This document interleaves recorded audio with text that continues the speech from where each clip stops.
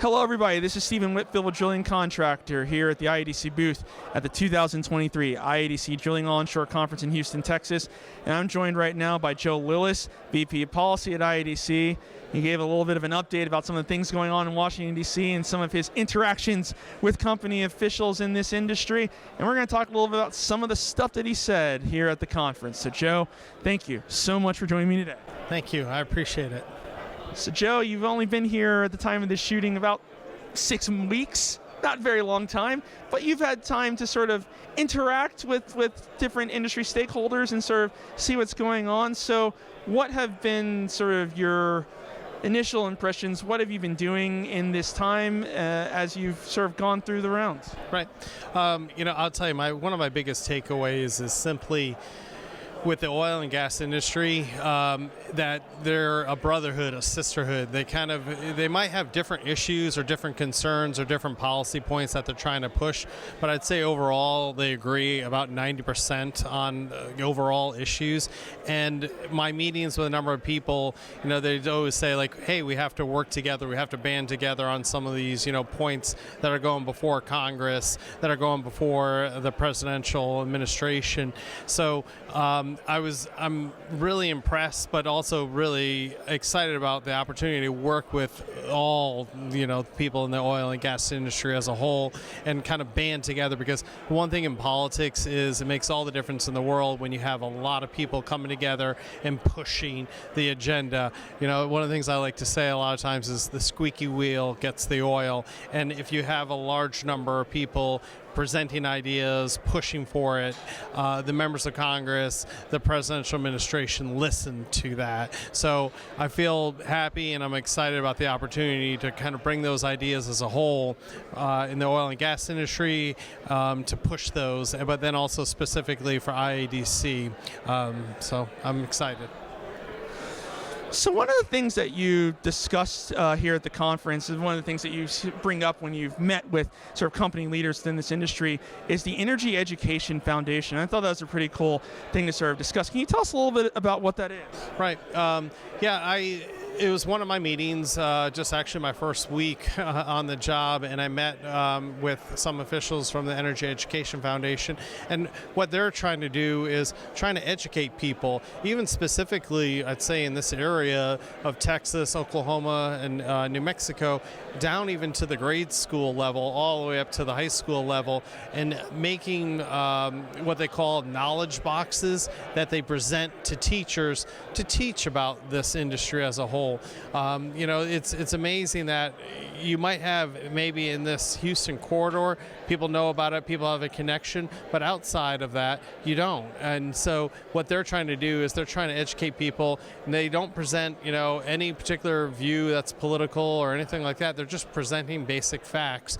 And, even to the simplest, one of their simplest principles is to show people or actually kids, I should say, show them how many products are made out of petroleum, and that it's a part of their everyday lives. Most people think of just petroleum as it's in the gas pump and I put it in my car and I go, but there's a lot of things, and that's what the Education Foundation does, is they kind of teach the kids, maybe hopefully even the parents too that are helping their kids with the homework, teach them that it's, yes, it is ultimately, might be put into the gas pump, but it's taken from the ground, and that you have drilling that goes down, extracts it, pulls it up, but then there's refining capabilities. There's steps and stages to the whole process. So they're educating people, educating kids, starting them young to make them aware that this is a very, worthwhile concept, reputable concept, because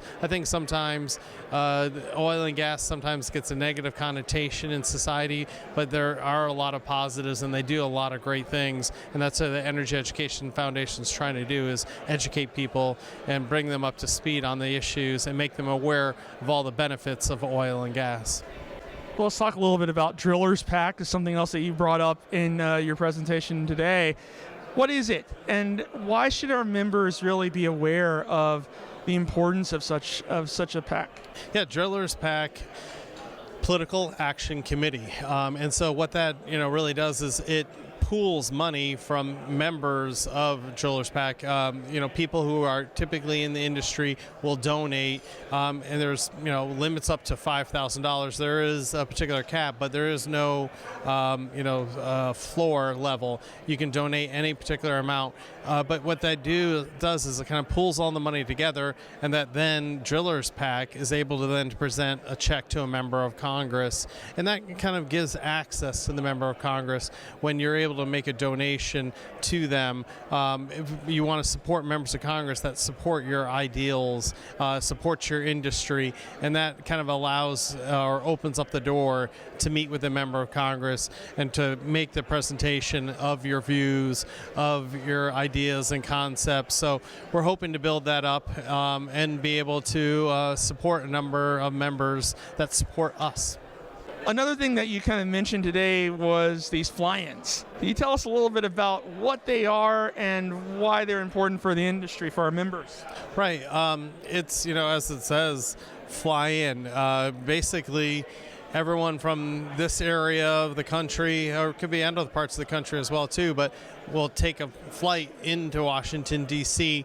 We'll meet together as a whole, as a group, and set up meetings with members of Congress and bring our constituency in the drilling industry, oil industry, gas industry, bring their to Washington to educate the members on the particular issues, meet them in their office, tell the stories of what they do in their daily, work situations, and it educates the members. Not all members of Congress have a full understanding of what happens in the oil and gas industry, but they might be on a committee that has jurisdiction over those issues. So the fly-in allows us to kind of bring together possibly 20, 30 different people in our industry directly to Washington, meet with the members, push the issues, make the members aware of the issues. But, I always like to say, too, and drop your business card with the particular member of Congress, with his staff, and, always let them know, like, hey, listen, when those issues pop up before the legislative process,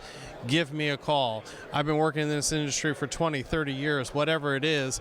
We have so many experts that are even here right now today at this conference, but work in the industry as a whole. That would be a great resource to the members of Congress, to their staff, and bring them the knowledge that they need when they're formulating legislation. But that's what it does. It brings everyone together at one time and sets up all those meetings with those members of Congress. And also, too, to just get a basic tour of Washington, D.C., see the monuments, get an understanding of our, system of government, but also then get to see the sights and sounds and participate in all the things that are part of D.C.